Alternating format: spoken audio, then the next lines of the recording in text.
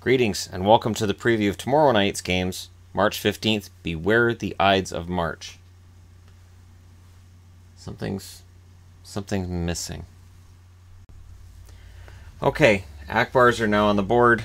I feel comfortable going forward with this. As I said in tonight's review video, I've talked for the whole season about trap games between good teams and bad teams. Now it kind of traps the good teams. Yeah, so greatly appreciated. I'm very happy to see these magnets, and I'm fine with making them a part of the show. All right, let's go ahead and get things started, shall we? The Columbus Blue Jackets, 37-28-5, 7-3 in their last 10, and they've won 5 in a row. They're in Philly against the 35-24-11 Philadelphia Flyers, who are 4-5-1 in their last 10. They lost their last game. This is a big game. If Philly wants to hold on to that third spot, they have to win this. Columbus is 14-17-3 on the road. Philadelphia is 17-12-6 at home, of course. Columbus is the second wild card, and Philadelphia is the third place team in the Metro. And Philly, Jersey, and Columbus, you can't get a piece of paper between them in the standings right now. It's just that close. Worthy of mention, Seth Jones is having an excellent year for Columbus. 70 games, 14 goals, 34 assists, 48 points. Claude Giroux is, of course, leading the way for the Flyers. 70 games, 25 goals, 57 assists, 82 points. And rumors of his demise were greatly exaggerated. This is a big game for Philly. Philly's been putting themselves in a rough spot lately. And it again comes down to, I don't know how much of this is bad luck for Philly and how much of this is that maybe they're just not as good as some other teams in that division. But this is a big one for them. And again, you look at Columbus's road record, 14-17-3. They need to get that to 2 games below 500 tomorrow night. And they have to do it against a Philadelphia team that, if you look at it, 17 wins, 12 losses, and 6 overtime losses at home. They haven't been great at home. So this is a winnable game for Columbus, but it's a game that Philadelphia desperately needs. Pittsburgh lost in overtime tonight. Philly's got to take advantage. And Washington and Pittsburgh both play tomorrow night, so this is a chance for them to potentially make up some ground. And of course, Columbus, with these 5 wins in a row, has made it so that, yeah, they're probably in the playoffs. And now it's just a matter of how high up can they go. Because if you can get to 3rd in the Metro, I think you're better off. Even though, yeah, that means playing Pittsburgh in the first round, unless Washington drops. And we'll get to Washington in a bit. But for right now, I would say that you're better off at 3rd in the Metro than being a wild card. At least that's how I see it, and I'm sure tomorrow night they'll play pretty hard. So it'll probably be a pretty rough game. Next up, Toronto, 41-22-7, 6-2-2 in their last 10. They've won their last 2 games. They're 17-14-5 on the road. They're 3rd in the Atlantic.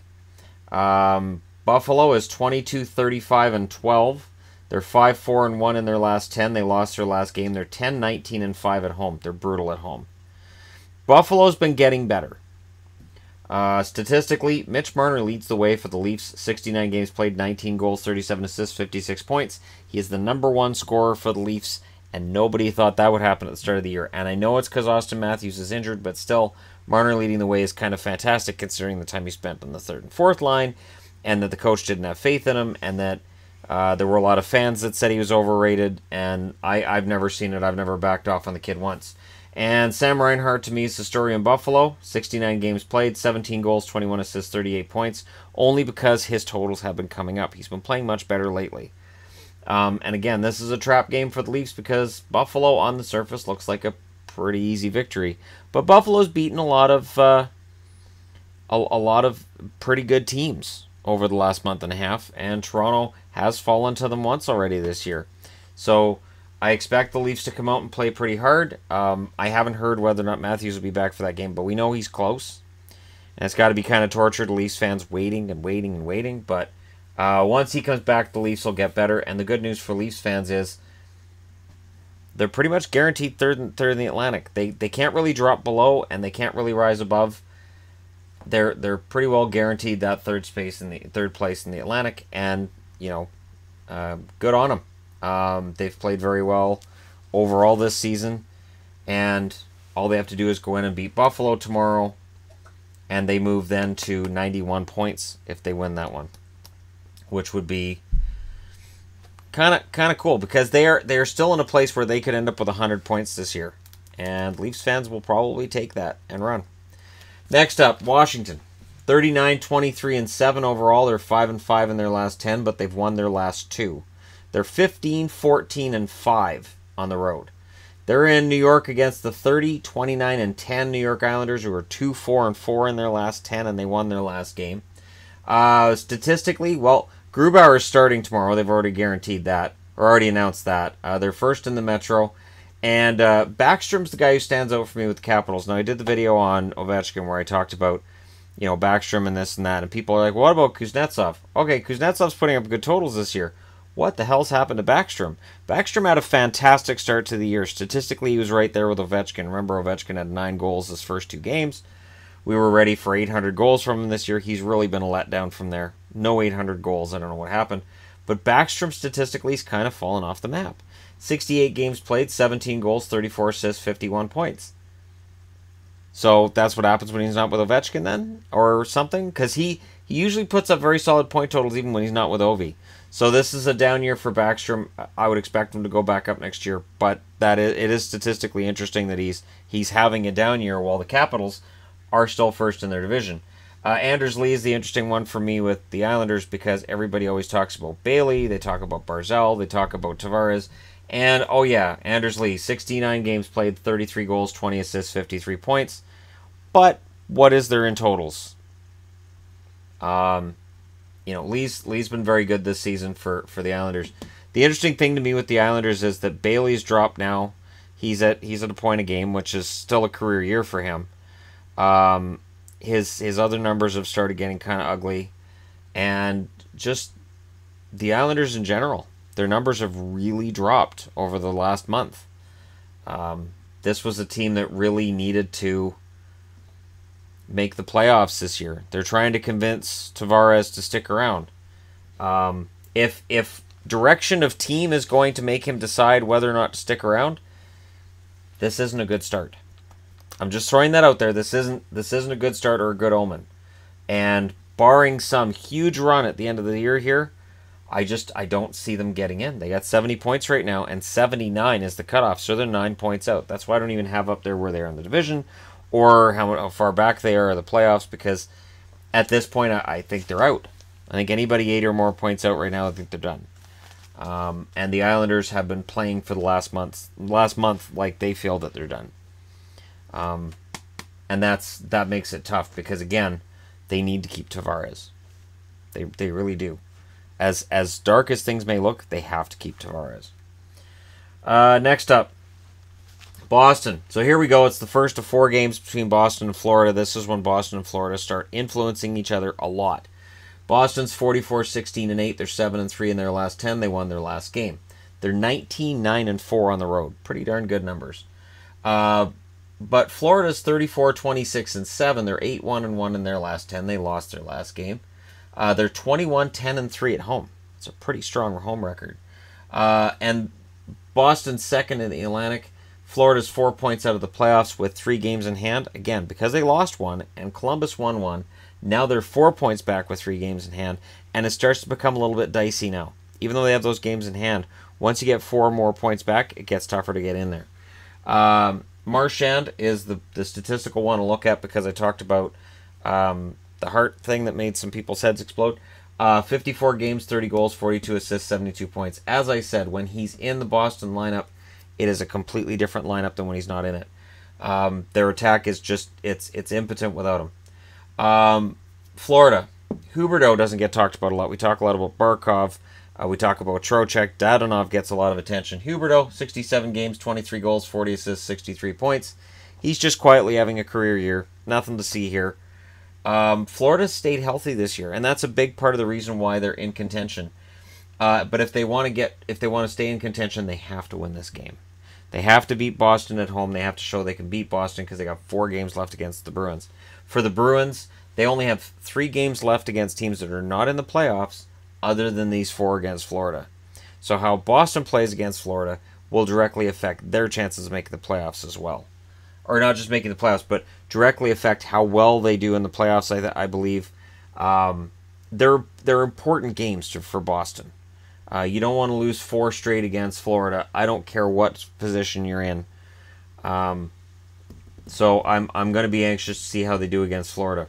And in a roundabout way, I'm kind of hoping both teams do well. Every game goes to overtime because I'd like to see Florida make the playoffs, but I don't want to see Boston go into the playoffs on a losing skid. So I'm really torn on this one. I would imagine it'll be Luongo against Rask, and that again leaves me torn. I really don't know who I'm pulling for in that situation. Next up, Pittsburgh. So the Penguins are coming off of an overtime loss against the Rangers. They're 46-20, or they're 40-26-5. They're 5-4-1 in their last 10. They lost their last game, and that was an overtime loss. They're 14-18-4 on the road, and they're second in the Metro. Montreal 26-32-12. They're 3-3-4 in their last 10, which means they've won 3 out of 10, but they're still 500. Don't you love overtime losses? They won their last game. They're 17-10-8 at home. Statistically, Malkin, and people have been bringing up since I mentioned Marchand. Well, what about Malkin? Yes, Malkin's having an MVP type season. But people are going to turn around and say, yeah, but he's got Crosby, and he's not going to get the votes because he's got Crosby, even though Crosby isn't affected by Malkin. I have said for over a year now that I view Malkin as being a generational level player, being a guy who just is that bloody talented and that good. And anytime I say it, I get knocked down, and I've given up on that whole thing, but I still believe that in my heart, that the guy is insanely talented, very, very good player.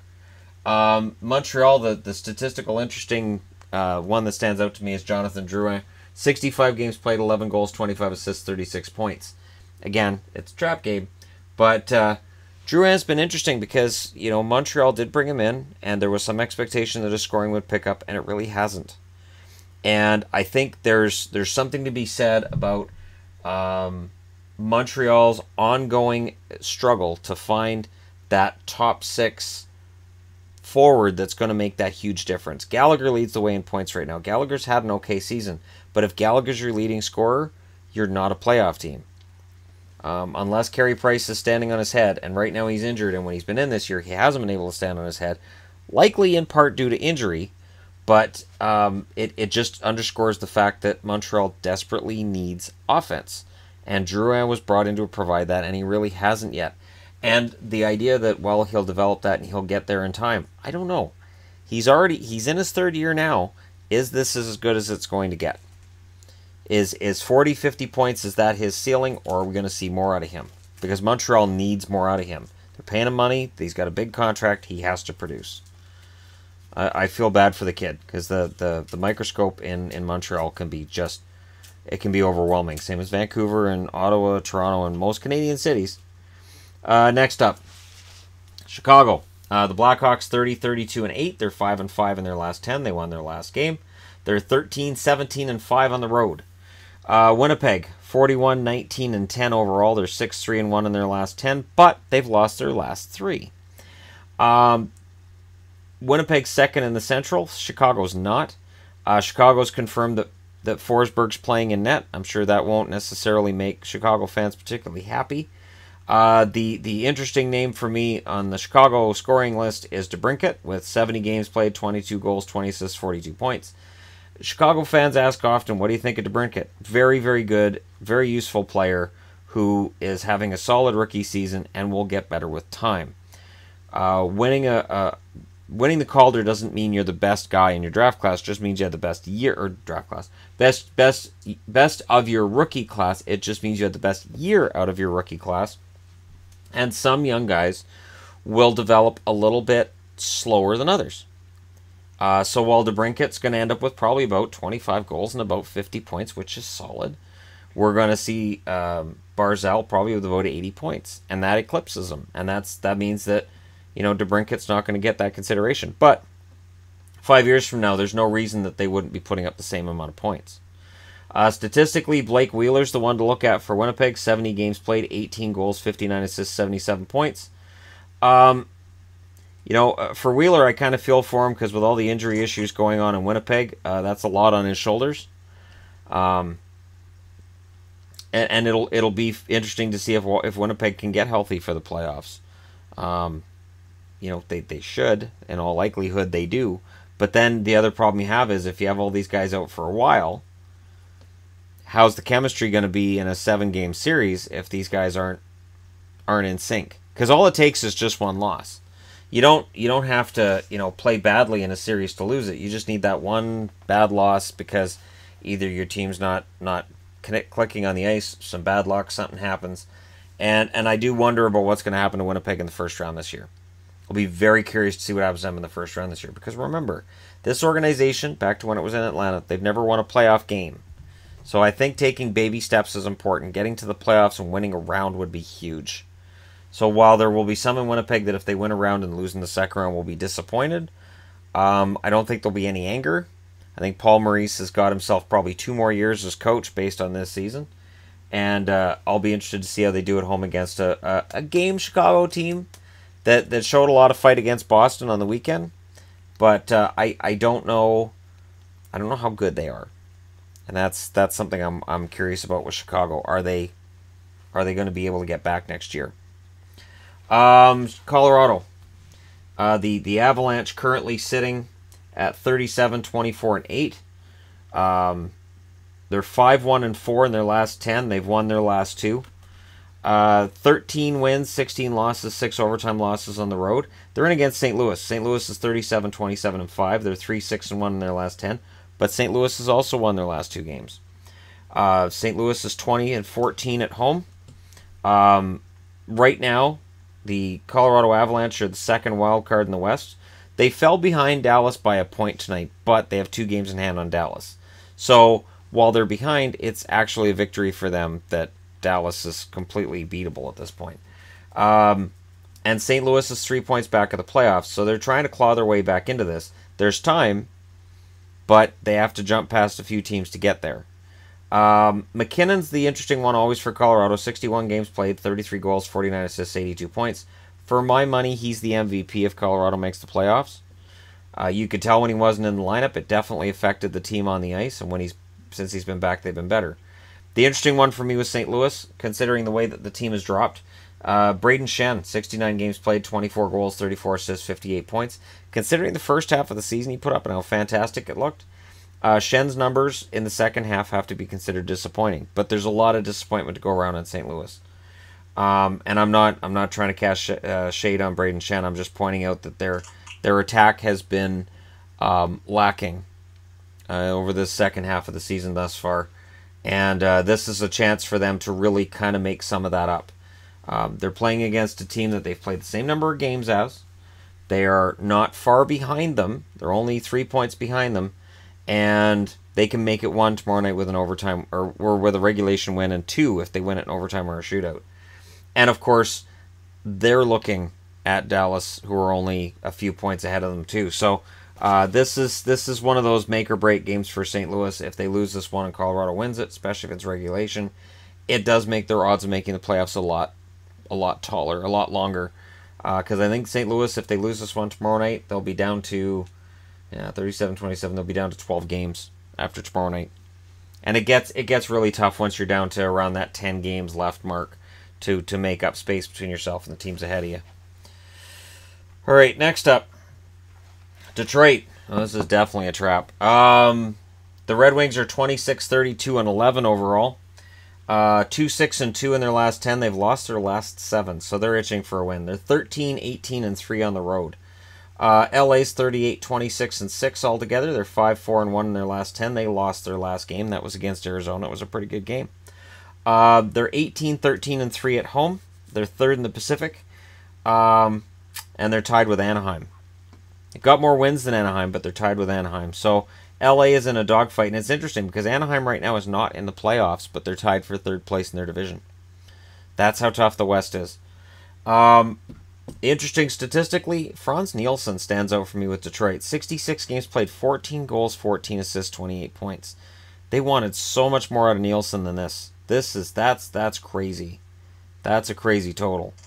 And Adrian Kempe for LA, 69 games, 16 goals, 18 assists, 34 points. So he's got more points than Nielsen, and he makes a fraction of the money. And Kempy's a rookie, and he's only going to get better from here. And Kempy's a guy who stands out for me when I watch Kings games.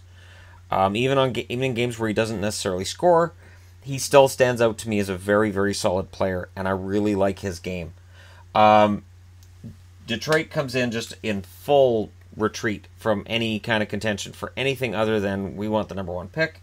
Not an intentional thing. I'm sure Jimmy Howard will be in tomorrow night because they try to put their best foot forward as many times as they can. They just trip over it. And for the Kings, I would expect Jonathan Quick tomorrow night because the Kings need the wins. And they need him. And Campbell started their last game, so I would imagine Quick will be in this one.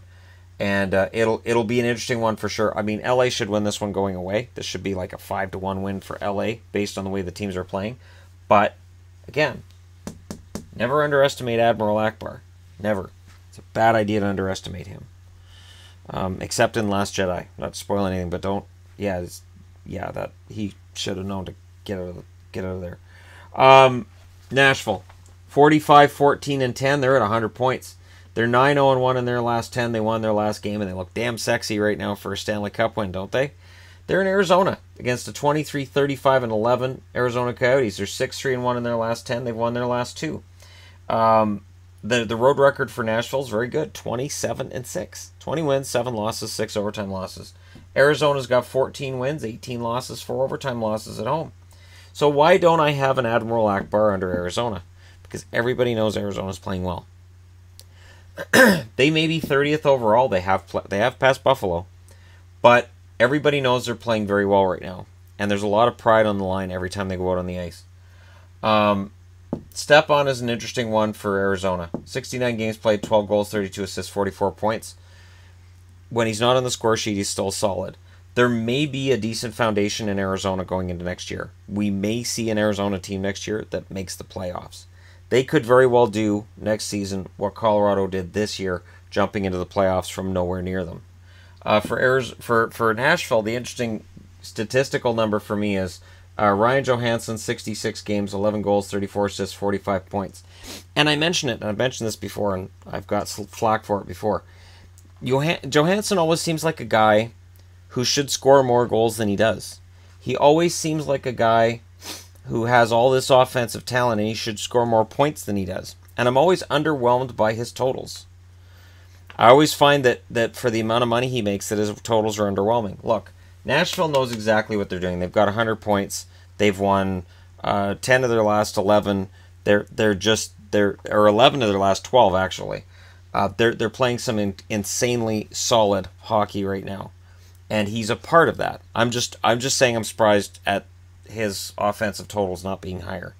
So that's all I'm saying there. I'm not trying to say anything bad about him. And there are players like that. You see them out on the ice, and you see how amazing they are, and you're like, wow. And then you look at the score sheet, then you're like, oh, he didn't get a point. Bergeron does that in Boston a lot, where he'll have a fantastic game, and he doesn't get a point.